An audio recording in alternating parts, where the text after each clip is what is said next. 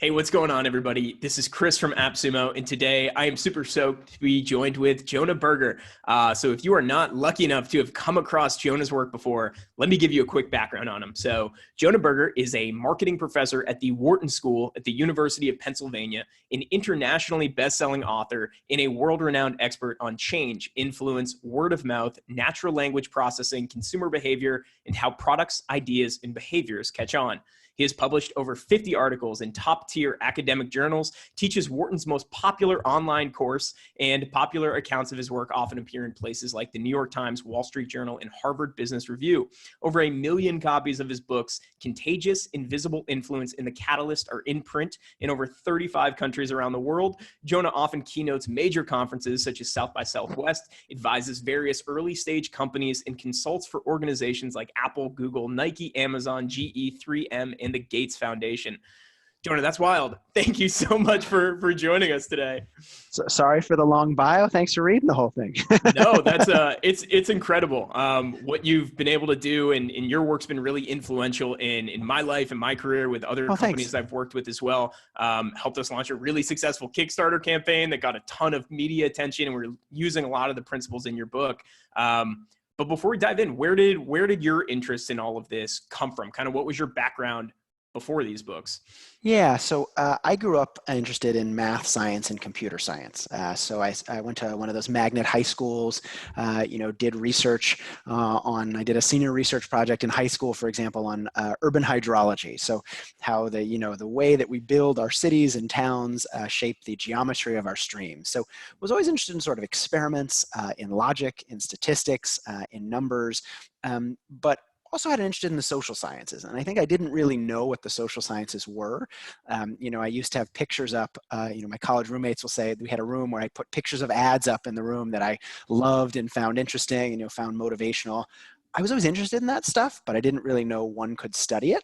And then I got to college and I sort of realized that these two things could be fused together, that you could take something that seemed a little fuzzier, like the social sciences, like human behavior, like why we do what we do, and use the same rigorous tools of experimentation and data and what we call today analytics to answer those questions. And so really became interested in social influence, in word of mouth and why things catch on. And started trying to study that. Worked with a guy in college who was interested in why some urban legends succeed. At the time, everyone went, oh, urban legends, who cares about those? Kids share false information. No one else would share false information. And there were a good 10 or 15 years in there when no one cared about false information. Now, by the way, we care about it a lot again. The sort of resurgence of fake news and the internet, but really trying to say, how can we quantify some of this stuff? We see some ideas succeed. We see some products catch on. We see some services become popular. Can we begin to understand why? Can we use the data that's out there? Can we use understanding of human behavior? Can we measure some of this stuff to understand why some things succeed and why things fail? And, I don't think we have all the answers yet, but we certainly learned some things. I've spent, over 20 years doing research in this space, and I'm excited to, do even hopefully 20 years more of work and learn more about these interesting questions. How do you begin breaking something like that down, like virality or how something spreads? Because like you're saying, it's a very fuzzy, hazy thing where you see it happen, but to actually then break that down and kind of reverse engineer the steps that go into it. Like, what does a study look like in terms of setting that up and running it? Yeah, so I'll give you a really concrete example. So I was in graduate school. This was like the mid 2000s, and the Wall Street Journal every day would publish on page sort of A2, so not the cover, but the inside of the cover, a list of the most shared and most read articles every day. I was like, that's interesting. Like, what about these articles makes people share them?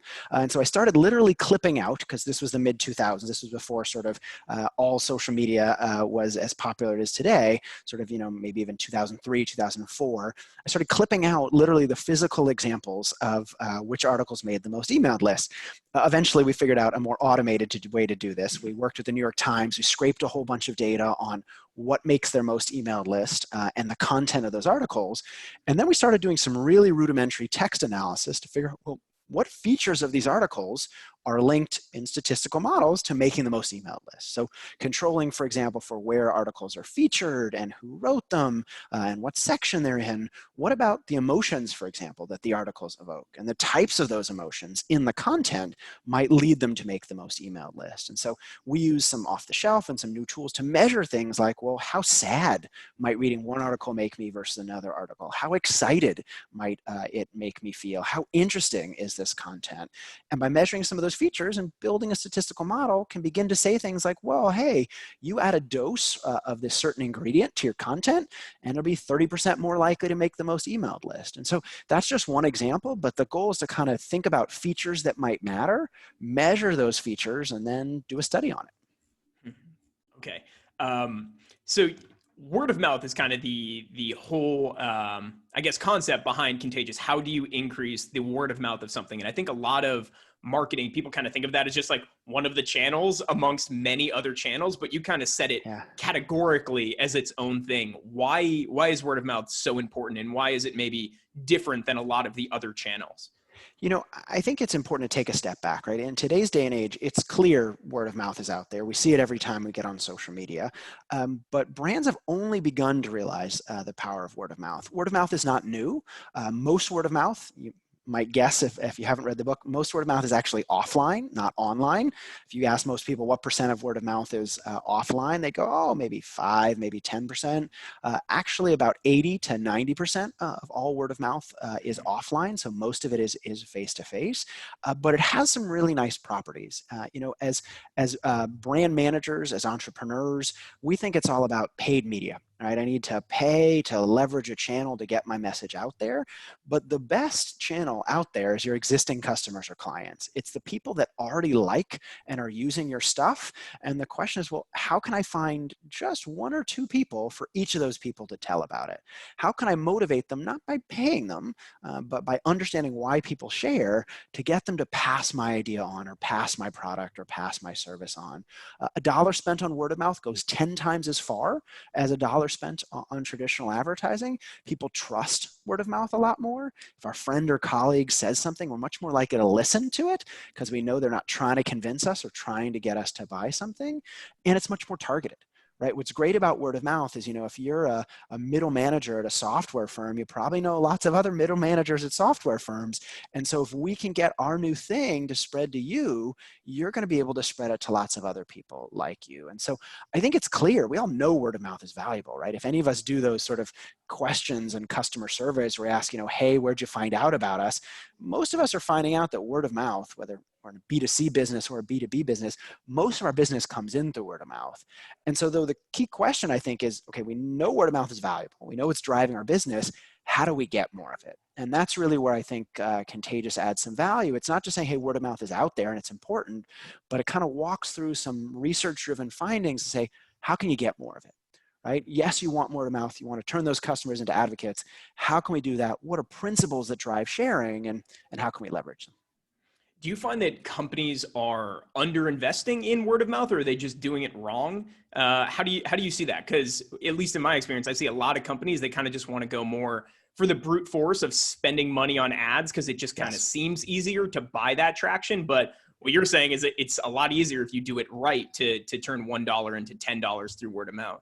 Yeah, first of all, I think you're exactly right. And I think it's important to separate ease and return on investment, right? It's certainly easier to invest money in traditional channels, right? There's a lot of providers out there that are all set up to take your money and give you impressions in return, right? And so if your goal is to say, hey, I want, 40,000 people who are between 18 and 25 and live in a major metropolitan area to learn about my product or service, there are hundreds of companies and organizations out there that will gladly take your money and paste your message in front of those people. Those people are probably not going to listen to your message. They're probably not going to be very interested in your message. It's not going to have a great return on investment, but it's certainly the way that things have been done in the past. And so it's an easy approach to leverage. I think it's less clear for many organizations how to leverage word of mouth because it's not as obvious how to buy it. right? You can't necessarily go out there and say, hey, company, I want to buy 40 units of word of mouth. How much does it cost, right? You have to think about how to change the product, how to change the packaging, how to change the pricing, how to change your customer service, pick various aspects of that marketing mix and shift them to generate word of mouth. Many people think, oh, word of mouth is just from advertising. It's not just from advertising. It can be through any channel, but it's really using those channels to generate conversation. And so I think it's a different approach, certainly an approach that many organizations are not used to, but it's one that really smart organizations are starting to leverage. I did a project now, probably maybe 12 to 18 months ago with Colgate-Palmolive, where I came in, not only worked with a bunch of their brands, but also their organization as a whole to try to bake in word of mouth as something they do with every product they launch, right? Not just going down that traditional, great, we're going to buy paid media approach, but how can we generate more conversations around this product? How can we think about launching it in a way that encourages talking and sharing? How can we get those existing customers and turn them into advocates? I often like to say, your best sales team isn't your sales folks, it's your customers. And so the question is how to leverage them. And that I think is the real benefit also for small organizations. You might be sitting there listening to this going, God, I just don't have enough money to invest in these tools. The cool thing is word of mouth doesn't cost money, right? To get one person to talk to someone else is free, right? And that's one of the benefits. It doesn't cost anything to get that word of mouth to happen, but you do have to understand why that person talked to encourage them to talk and share. And so I think the value of word of mouth is it has a higher return on investment and it's cheaper if you understand why it happens. And it sounds like what you're saying is it's not that you ignore those other channels, but if you start with word of mouth and kind of bake that into your product and your messaging, then when you add in, say, paid advertising or social advertising, the amplification is going to be so much more powerful because you're kind of starting with that foundation of word of mouth. Yeah, and I don't mean to suggest that advertising is bad, right? Sometimes people hear me and they go, "Oh, you're saying advertising." Advertising is a great channel for raising awareness, right? If you want a large number of people to find out about your product or service or idea, nothing is better than a Super Bowl ad, right? It's really expensive. It won't necessarily convert them into buying, but it will make a huge amount of people aware of what you're offering very quickly. If you move down that traditional customer journey or funnel, right, when you move from awareness to persuasion, word of mouth becomes much more important. It's also much cheaper. But we can use them in concert, right? The big brands aren't only doing word of mouth or only doing advertising. They're doing both. They're saying, how can I use my ads not only to drive sales, but to generate conversations? How can I encourage word of mouth to drive people to my website or my social media platforms? And so I can use my owned media to also drive some of this. And so really they're thinking about, think about that sort of triangle of paid, earned, and owned media. How can I use all three of those things in concert? Not only paid, not only owned, not only earned, but think about how to make each of them work together. Think about what their key functions are and leveraging those functions to integrate them more effectively. So if you're saying a lot of the majority of word of mouth takes place offline, how does a business that runs primarily online kind of take advantage of some of this stuff? Yeah, so I think, by the way, online word of mouth is certainly easier to see. It may not be a perfect sample, but what people are saying on social or blogs or other channels, doing that social listening is a really great way to gain insights into market research more generally, but also into what people are talking about and sharing. There are offline tools to measure word of mouth. If you're interested, I've worked with companies like Buzz Agent or like the Keller Fay Group, which does a lot of work on measuring offline word of mouth. But I think what's also nice about Contagious is we've done some of that work. We know it drives both online and offline word of mouth. And so you can leverage some of those principles to say, okay, I don't need to collect offline. I just have to think about how to generate it. And even just taking an example, think about, okay, I'm targeting people at a certain organization. Great, online, maybe they have a LinkedIn profile, but they also go to lots of conferences. They also hang out with their friends. They also go to other sort of industry get-togethers. They talk about a lot of things at those get-togethers. How can I make sure that my brand, my product, my service comes up? And that's where I think really thinking about people is helpful. Particularly when we talk about B2B, business to business, it's not like selling Cheerios, for example, right? Where anyone is a potential customer. The set of potential customers is smaller. The occasions where an existing customer comes into contact with a potential customer is smaller, but the network is a little bit tighter as well. People that work in a certain role used to work at that same role at a relevant business. And so understanding when those people talk to one another and understanding what's going to make my message or my product, my idea be shared across that social tie during that interaction is really what's key. And so a little bit, it's almost diagramming those social interactions, understanding when they're happening, and using that then to leverage the principles in the book to generate conversation. Awesome. So I'm sure you're sick of this comparison, but I know your story kind of started with the tipping point. And it was funny because when I was preparing for this interview, my girlfriend last week finished the tipping point. And so she came in and saw your book on my desk and was just like, oh, is this like the tipping point? And I'm like, well, I'll have to bring that up. So I would love to kind of hear how that tied in. And I know there are some things in that book that you might challenge. So I'd love to hear that. There it is. It's still here. It's on my bookshelf. It's as with books I love, it has lots of, bookmarks on the side. First of all, I love The Tipping Point. It's a great book. I would not be here today if it were not for that book. So I was a junior or something in college. My grandmother recommended, I checked it out, and it sort of started me in part on this journey that I'm on today. What I will say is, first of all, that book is a bit old, right? That book came out now close to 20 years ago, probably at this point. We've learned a bit since then. And second, Gladwell's a great storyteller. When I write Contagious, I'm doing my best Gladwell impression. I'm telling stories. I'm trying to tell stories like he would.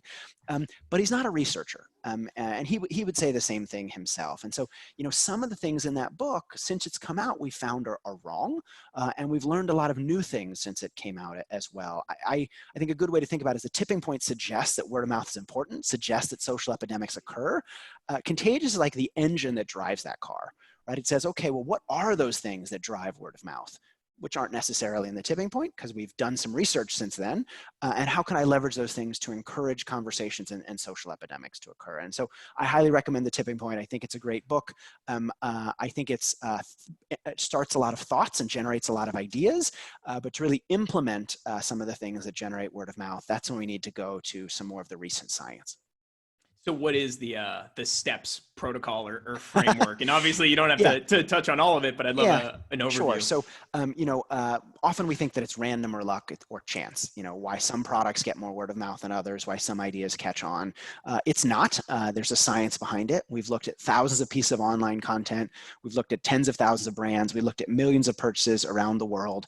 And again, we see the same 6 factors come up.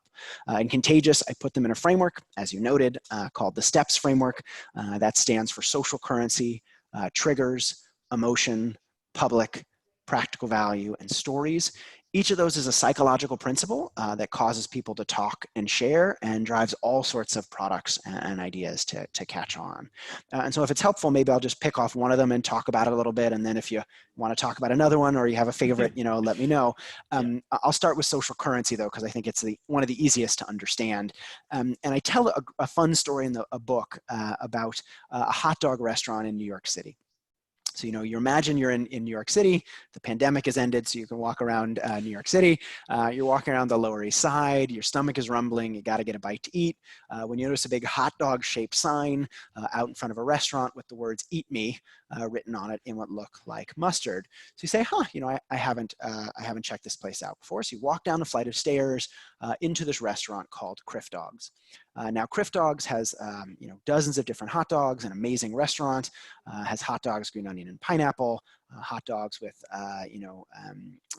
bacon and eggs and wrapped in cheese and all sorts of different things. But you eat your hot dog, you notice something unusual in the corner of the room. It's actually a phone booth. Go inside. There's actually a rotary dial phone inside that phone booth. Stick your finger in the number 3, go around in a circle. The phone will actually ring. It'll go ring, ring. And then if you pick up the other line, someone will say, "Do you have a reservation?" Now, the first time I heard the story, I said, well, what do you mean, do you have a reservation? I'm in a phone booth inside of a hot dog restaurant. What could I possibly have a reservation for? But if you have a reservation, or a friend of yours happen to make one, or they happen to have space, the back of that phone booth will open, and you'll be led into a secret bar called Please Don't Tell. Now, Please Don't Tell has violated a number of traditional laws of marketing. No sign on the street, no sign inside the restaurant. They've done everything they can to make themselves difficult to find. And yet, every day they're full. 3 p.m. phone lines open up. By 3:30, all the seats are gone. People frantically hit redial again and again, trying to get through. And it's not lack of competition, just like folks listening today. You know, there's lots of competition to get into bars in New York City. Lots of other bars competing for attention. You know, a couple bars on that side of the street, a couple other bars on the other side of the street. So how did they cut through the clutter? And they did something really interesting. Essentially, they made themselves a secret. And let me tell you a little secret about secrets. Think about the last time someone told you something and they told you not to tell anybody else, right? Well, the first thing you probably did in that situation is what? You told somebody, right? Because having access to information that not everyone else has makes you look smart and makes you look in the know. And it's an example of what I call social currency, right? People talk about and share things that make them look good. Right? We talk about, you know, places we go on vacation. We talk about celebrities we met. We talk about getting a new car. We don't talk about getting fired, right? We don't post on social media, hey, look at me. I'm at the office working on an Excel spreadsheet. No, we post, hey, I'm on vacation. Look at this beautiful beach, because we want people to think positively of us. But what that means is, as brands and organizations, as entrepreneurs, if we want people to share our stuff, we have to stop thinking about ourselves and start thinking more about our audience, right? Too often as people that manage a brand, have a product or service to sell, we think about how do we look, right? Okay, I'm gonna have an ad. It's a nice, you know, print ad. Does it look right? Is the product presented in just the right way? If I'm making a presentation, do I stand up extra straight, you know, and speak like I'm an authority on what I'm talking about? We think a lot about us and the product or service that we're selling. We think less about the person, the listener, the audience that we're talking to, and how what we're doing is going to make them look. Because word of mouth, right, that person doesn't care about us, right? Word of mouth depends on them talking to someone else. And the better we can make them look, the more likely they'll be to talk and share. And so in the book, I talk about a number of different ways to generate social currency, how to make people feel like insiders, how to highlight game mechanics, how to make people look smart, feel special, feel in the know. But at the core, it's all about, you know, how can I take what I'm offering, talk less about me, talk about something that's going to make them look good, so they're going to want to share with someone else. Just like please don't tell, right? People don't tell please don't tell stories because they want to advertise for the bar. They tell those stories because they make them look good. I think I want to tell my friend about this cool bar in New York City because it makes me look like I know what's going on. And so the same thing is true more generally, where we talk about things that are secrets, like In-N-Out secret menu, or you know, having a special code that allows us to get access to something online. Whether we talk about, you know, customer advisory boards where we get early looks at products and ideas. Whether we even think about, you know, the messages we send to our customers. Zappos a couple of years sent me this great email. I ordered something from them. It was supposed to come a couple days later. They said, hey, you special winner, you're such a great customer. We're going to share it with you tomorrow. Now, am I a special winner? Maybe. More likely they had it in their warehouse and they could send it to me faster without any additional cost, but they made me feel special, right? And by making me feel special, they made me more likely to talk and share. And so social currency is all about how can we make our customers and our clients look good and use that to get them to talk about us. Yeah. And I was mentioning earlier how with a company I was working with, God, probably 6 years ago at this point, but we really used this book as our framework. So the company was called Pavlok, and it was a wearable device that used electric shock to help you break bad habits. And so we're very conscious of a lot of this stuff in terms of like the social currency of it. And it just a story that we saw so many media outlets pick up on solely because it's an interesting thing to tell. And then all of the triggers built in are basically like, well, you go on Facebook, that's a habit you want to break. When you smoke a cigarette, that's something you want to break. So you're always getting those triggers, the emotions of it. Like a lot of people either think it's really cool or think it's a really bad idea to electrocute yourself. Yeah. So it was just really cool to see these things pay off in the real world. We had a goal of 50,000. We did almost $300,000 on our Kickstarter campaign. So a lot of that is attributed to kind of these principles and being able to put those in action. So it was super cool to see. Yeah. One of the things go ahead. No, go ahead. I'd love to talk about kind of some of the negative examples where people fail at it. And one of the ones you talk about in the book, is the guy at the Olympics who jumped into the pool, and, you know, it's a big story. Everyone wants to tell it, but the brand's disconnected from the whole story behind it. Can you talk about like the violations or the way these things go wrong? Sure. Yeah. And, you know, we've only talked about social currency. It's one of the 6 steps, but I think your example of Pavlok is a great one where everyone who's never heard about that before listening, including myself, is going, huh, how does that thing work, right? Is it a good idea or a bad idea to shock myself? How strong are they? Like, we have a bunch of questions, which are great, right? Because I then have to talk to either you, the company, or someone who's used it before to get answers to those questions.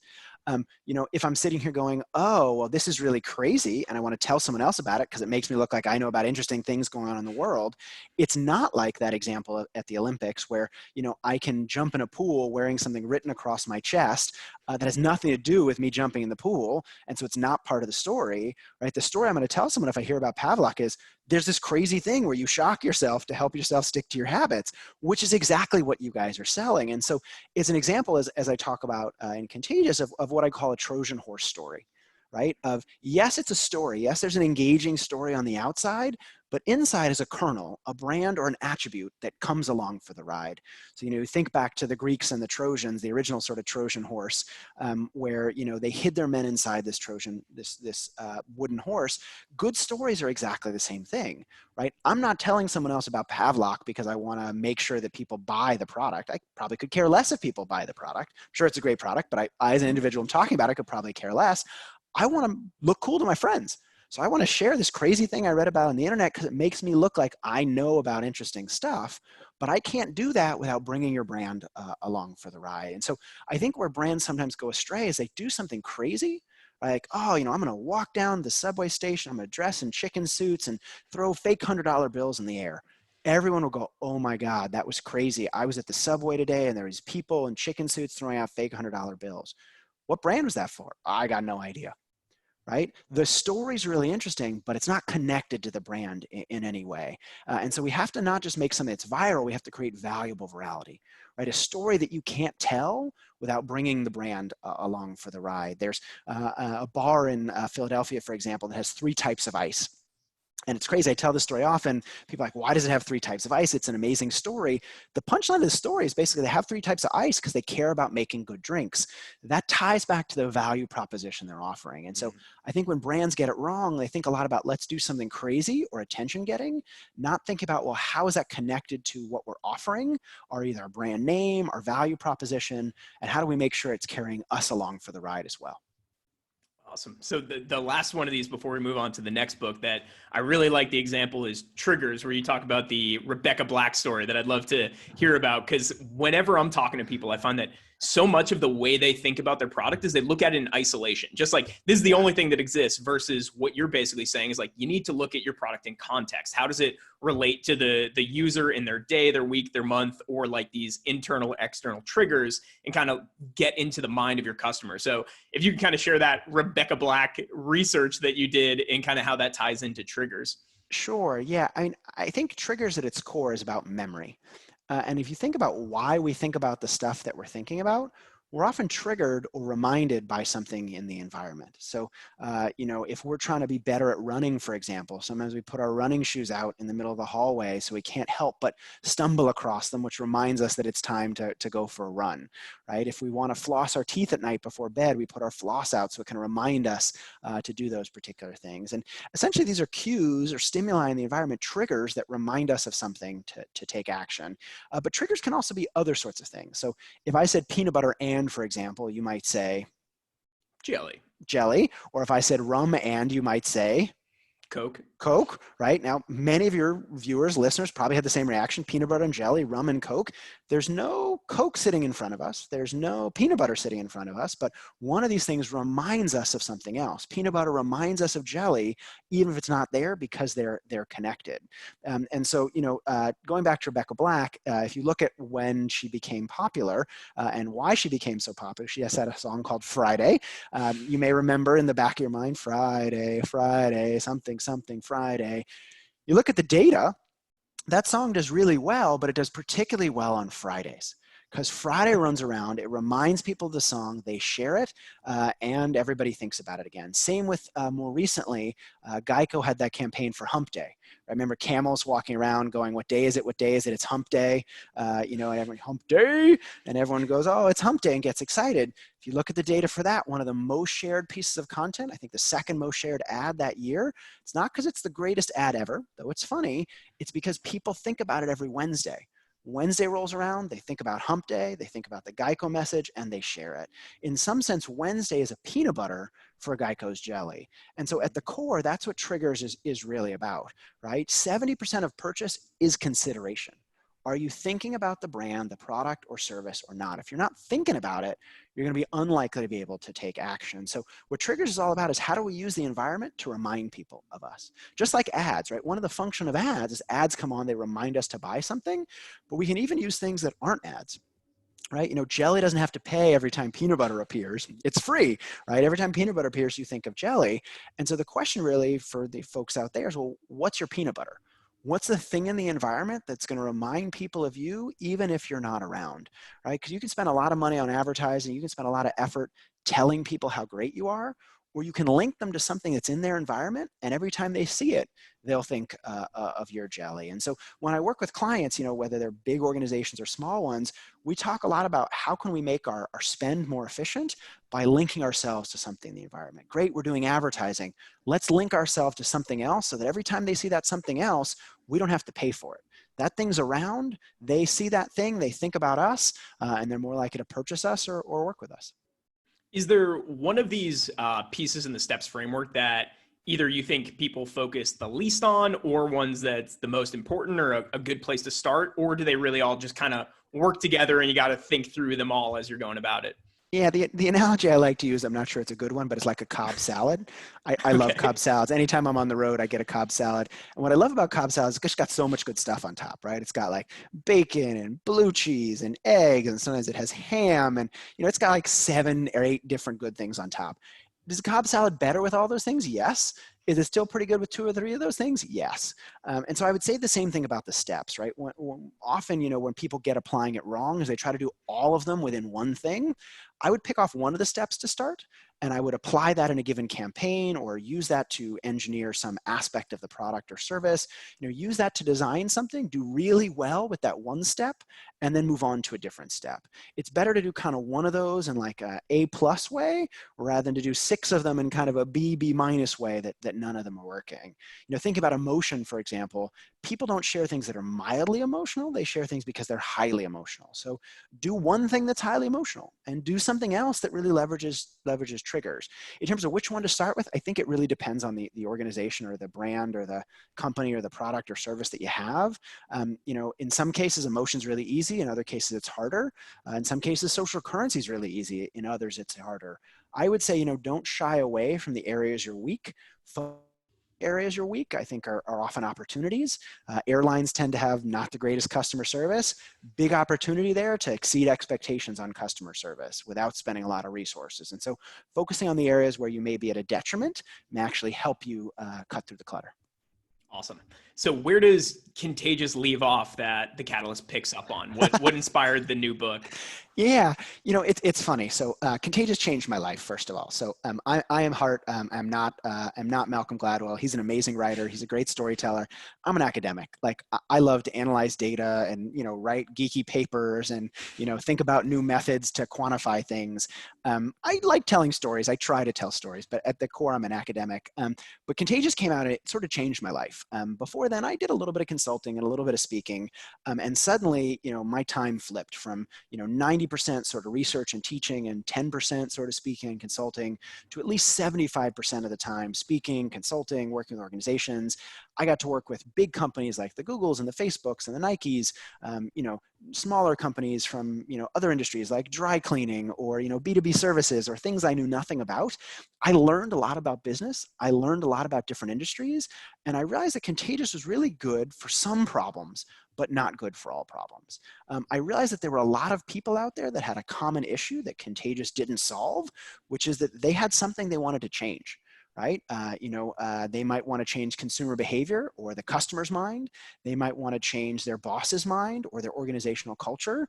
They might want to change an industry. They might want to change the world.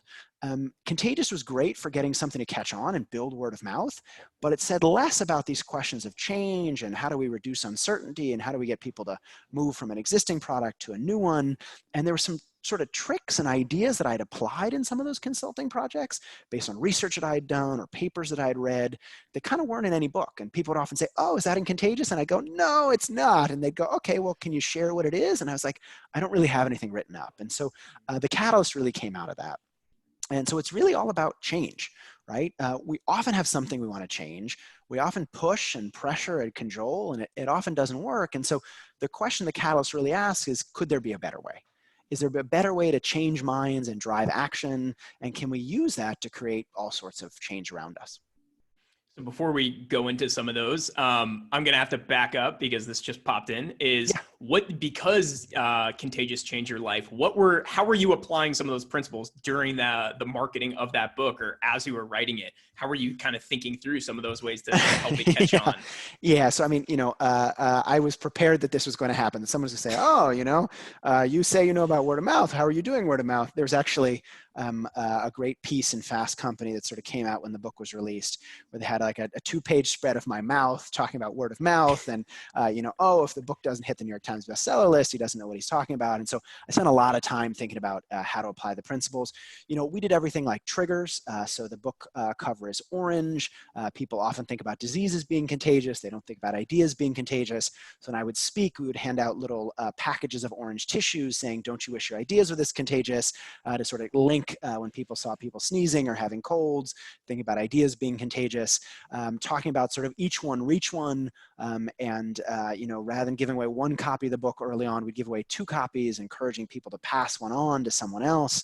Thinking about social currency, there was a great hip hop artist, Nipsey Hussle, who read the book and sort of created the $100 mixtape from it, where he sort of took the idea and said, okay, let's make a mixtape, not that something is cheap, but actually expensive and limited edition. And so he did that with some great success. And so kind of piggyback on his idea, we came out with a version of the book that was $100, that was black, it was limited edition, it was signed and sort of by me. And so leveraged a lot of these principles in marketing the book. The publisher was on board with some of them, not all of them, but we did our best in sort of the constraints we had to apply the ideas when marketing the book. That's awesome. That's super cool to hear. Yeah. Thanks for sharing that. No problem.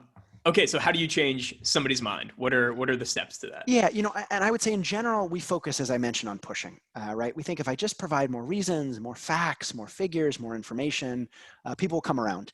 And it makes sense why we think that, right? If there's a chair in the middle of a room and we want to move that chair, pushing is a great way to move that chair, right? If I push that chair will go. When we apply that same intuition to people, though, there's one place we get stuck, which is that people aren't chairs. Right? When we push people, they don't just go, they often push back. They often think about all the reasons why what we're suggesting is wrong, why they don't want to do it, and they often sometimes even do the exact opposite of what we suggest. And so the question is, could there be a better way to change minds? And it turns out an interesting approach actually comes from chemistry. And so if any of your listeners have a background in chemistry, they'll probably understand what I'm saying very quickly, but it's not surprising that chemical change is really hard, right? If you want to turn carbon into diamonds or you want to turn plant matter into petroleum, it takes thousands, if not millions of years. And so chemists often add temperature and pressure to make it happen faster. If you think about a popcorn kernel, for example, you want to make popcorn, you stick the kernels in the microwave, adds a lot of heat, heats up those kernels, adds pressure inside the kernel, pops the popcorn. And so temperature and pressure are usually the way to go. But there are a special set of substances that chemists often use that make change happen faster and easier. These substances clean the grime on your contact lenses as well as the grime on your car's engine. They've helped scientists win dozens of Nobel Prizes, and they're inside many of the products we use every day. But what's neatest about them is the way that they work. They don't increase the temperature and they don't increase the pressure. They actually make the same amount of change happen with essentially less effort. And what they do is they lower the barrier to change. And these things are called catalysts, right? And what catalysts do is they don't add temperature, they don't add pressure, they don't push harder. They figure out what's preventing change and they mitigate those barriers. And so that's exactly what the book is all about. How can we change minds and drive action, not by pushing harder, but by figuring out what the barriers or obstacles are that are preventing change and mitigate them. I think a good way to think about it is, if you're parked on a hill, get inside your car, you want to get it to go, you step on the gas. If it doesn't go, you think you just need more gas. Sometimes we don't need more gas. Sometimes we just need to depress the parking brake. And so what the book is all about is kind of, well, what are those parking brakes that are preventing change from happening? What are the common barriers or obstacles that are stopping things from going? And how, by identifying those barriers, can we change anything? It's one of the things that I think has been really cool about doing this interview series is kind of seeing how a lot of these ideas mesh together with what other people have talked about. And we Yeah, had Chris Voss, the author of Never Split the Difference, on yeah, about a month ago. He was talking about how in negotiation, so many people want to talk about like the positive benefits of doing a deal with you, but they never address all of the barriers of why you wouldn't want to yes. do the deal. And he's like, if you keep pushing the positives, but you never address the negatives, those are always going to be more powerful. So you have to kind of disable those before you can go into the other side. And that kind of seems like what you're talking about here. You got to take the parking brake off. Yeah, it's certainly related. And, I think it's a good way to think about it. The more you push someone, if they're digging in their heels, you can add more pressure, but the more pressure you add, the more resistance they're going to put up. And so it's really about kind of, well, what are those obstacles and how can we mitigate them to make all sorts of change easier? Yeah. So what are those obstacles? Yeah. So I like frameworks. And so this is also a framework book. My second book, Invisible Influence, which is the one we're not talking about today, that is not a framework book. So if you want a Jonah Berger book that doesn't have a framework, check that one out. But The Catalyst, which is just came out recently, talks about 5 common barriers that we've seen, whether, talking to great salespeople, talking to great leaders, talking to hostage negotiators, talking to substance abuse counselors, even talking about a guy who got someone to renounce the KKK, sort of a grand dragon or whatever, the KKK got him to renounce the KKK and give it up. And again, looking across these sort of disparate areas, I tended to see sort of the same approaches being used. And so the book talks about 5 common barriers: reactance, endowment, distance, uncertainty, and corroborating evidence. Put together, they spell a word, and that is reduce. And that's exactly what great catalysts do. They don't push harder, they reduce those barriers. And so each of the chapters, similar to Contagious, talks a little about the psychology of how those barriers work, why they're a barrier in the first place, and gives some examples of how to mitigate them and some tools so that people can apply them to their own lives. Do you have any favorite stories from the book that of examples where companies have kind of implemented some of these pieces? Yeah, I'll give one quick example because I think it's an easy one that's relevant in today's day and age. I recently wrote a piece for HBR kind of about how to apply some of the ideas in the current situation where we are in the world. So I'll give you an example from reactance, which I think is a fun one. So many of your listeners are probably familiar with Tide Pods. You probably remember these little things that you drop in the laundry, so you don't have to measure out the detergent. You just put a pod in the laundry. Okay, I'm going to tell you a story about Tide Pods. So sort of over a decade now, Tide was thinking about, hey, how can we make laundry easier to do? No muss, no fuss. So they came out with these things called Tide Pods. Basically, easier. Laundry is an over $1 billion market. They spent over $150 million on marketing. They thought they could take a big chunk of that market by making something new, adding a little technology, adding some chemistry, make doing laundry easier. So they released Tide Pods, and Tide Pods do okay. They do quite well, in fact. But then there's a problem, which is that people are eating them. Now, I'm going to pause there for a second. If you're listening and going, oh, people are eating them, aren't they full of chemicals? You're exactly right. They are full of chemicals, yet people are eating them. Why? Because College Humor came out with a funny video. The Onion came out with sort of a funny article saying they looked good enough to eat. And soon, mainly young people were challenging each other online to eat Tide Pods. It was called the Tide Pod Challenge.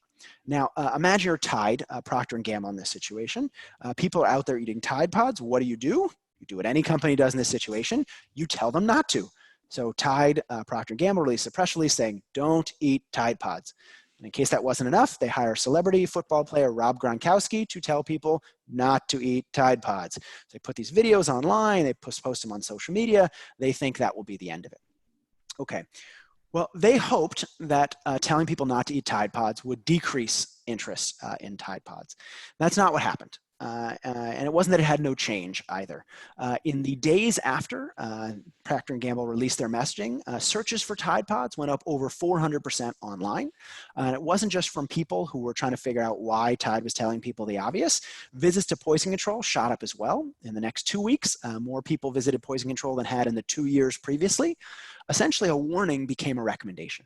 Telling people not to do something made them more likely to do it. And so the first chapter talks all about this. It's a silly example, but it's an example of a principle of reactance. When we push people, when we try to get people to do something, when we try to persuade them, they know we're trying to do that. And so they react or push back against us. Essentially, people have an anti-persuasion radar, right? They detect incoming attempts. When we call them, try to pitch them something on the phone, we send them an email, when an ad comes on the television, they ignore the messages, they avoid them, or even worse, they counter-argue. They think about all the reasons why what we're suggesting is wrong. They're not just listening, right? They're poking holes in our arguments. It's going to be too expensive. It's going to be difficult to implement. It's not going to work. Almost like a high school debate team member. And so this barrier, this anti-persuasion radar, makes it really hard to change minds. And so what that chapter is all about is how can we stop persuading people? How can we stop pushing them and get them to persuade themselves? How can we try to stop selling them on things, but get them to buy in? Giving them choices, for example, so they feel like they have more of a role to play. Asking questions rather than telling them things, which encourage them to come up and guide their journey down the path. Highlight a gap, point out a gap between their attitudes and their actions, or what they would recommend for someone else and what they're doing themselves. Happy to talk more in depth about any of these, but sort of all of them are strategies to reduce that reactance, to get people to listen, and to get them to change.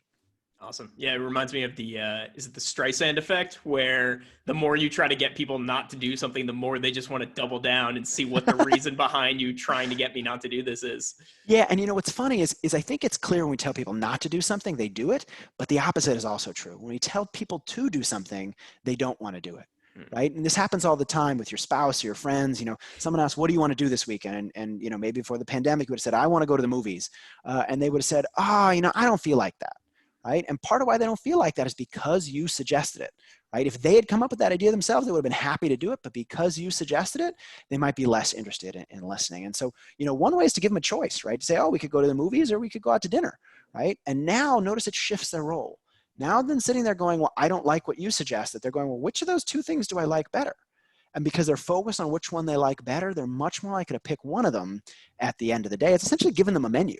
It's not giving them unlimited choice. It's not giving them 50 or 60 options. It's giving them a small set of guided choices that's shaping their journey, that is encouraging them to sort of go along the way we want them to go, but allowing them to participate. Because they've participated, they're much more engaged, much more committed to what we're doing, and more likely to change as a result. So the fourth barrier you talk about is uncertainty, and the world is filled with uncertainty right now. How could companies be thinking through some of these things in terms of leveraging or taking advantage of or overcoming the uncertainty barrier for people to try out your product, try out your software, things like that? Yeah, I mean, you know, I talk about various barriers in the book. One is letting go of the past. One is letting go of the attachment of what we're already doing. That's endowment. The other is the risk or uncertainty of new things.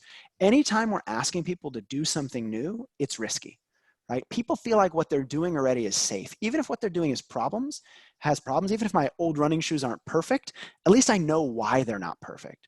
Whereas if you're trying to sell me a new pair of running shoes, sure, they look better than my old ones, but how do I know they're actually going to be better?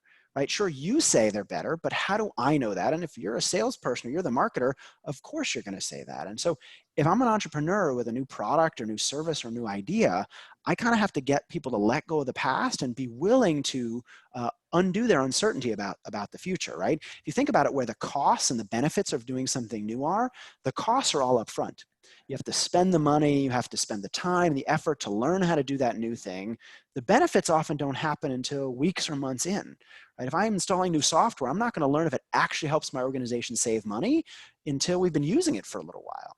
And because I have to wait a while, I've got the cost now and the benefits, uncertain benefits later, it's really hard to get people to take action. So often what they do is hit the pause button, right? Rather than taking action, they go ahead and say, oh, I'm not going to do anything at all, because it's a lot easier and safer to stick with the imperfect past, right, than take a jump to the uncertain future. And so a lot of what I talk about in that chapter, I know I only have a couple minutes left, so I'll skip some of the details, but a lot of what I talk about in that chapter is how to reduce uncertainty. In some sense, how to lower the barrier to trial, and again, allow people to convince themselves. Rather than you telling them how great something is, right, letting them experience it themselves. Think about things like freemium, for example. where a company gives you a free version of a product and then encourages you to upgrade to a premium one. Think about test drives for cars, for example. It doesn't change the cost of the car. The cost is still the same, but lowers the barrier to see whether you'd actually like that car. Imagine you go to a car dealership and they said, hey, before you can even sit in it and see whether you'd like it, you have to pay us $30,000.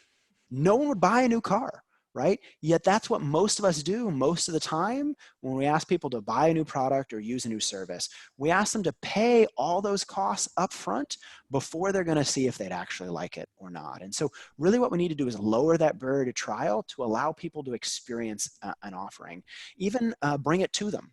There's a great example I share in the book of Acura, where Acura is trying to get people to take test drives. Now, if you're Acura, people who like Acura know Acura might take a test drive, but all the people that don't know Acura or don't think they like it don't take a test drive. So they do something really clever, right? They work with W Hotels and they say anyone who's staying in a W Hotel can get a ride in an Acura anywhere for free. You don't have to be interested in a car. You don't have to take a test drive. You just get a ride. You need to go to your meeting. You need to go to the airport, sit in the back of an Acura. We'll take you there.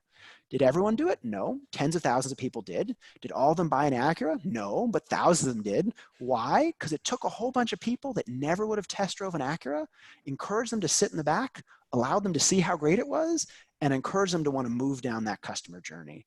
And so that's the same idea. How can we bring trial to people to lower that uncertainty, allow them to experience how great it is, and be more likely to get it as well, right? More likely to try, very simply, means more likely to buy. Yeah. It reminds me of the Tesla Cybertruck, where when they launched, it was $100 to pre-order a Cybertruck. So even if the vast majority of people never convert to actually buying it, at least it gives you some of that, going back to Contagious, gives you some of that social currency, gives you something you can share. It's something that you could post on social media. Yeah. Jonah, thank you so much for taking the time out to have this conversation and to get everybody to get their hands on your book, and especially the catalyst you and your team have offered for people to get the free introduction to this book. So I've just posted the email address where if folks go over and email that, we'll shoot you over a free copy of the introduction to the catalyst, how to change anyone's mind. Jonah, where's the best place for people to follow up with you and stay in touch? Yeah, sure. So my website is a great place to find resources, books, and information on contacting me. It's just firstnamelastname.com, so jonahberger.com. I'm also at J1Berger on Twitter, and you can also find me on LinkedIn as well. Awesome. And for folks watching the replay, that email address is preorder@jonahberger.com to get your hands on that free copy of the introduction to the catalyst. Jonah, thank you once again. Really appreciate you coming on. Take care, and we'll see everyone soon. Thanks so much. Bye-bye.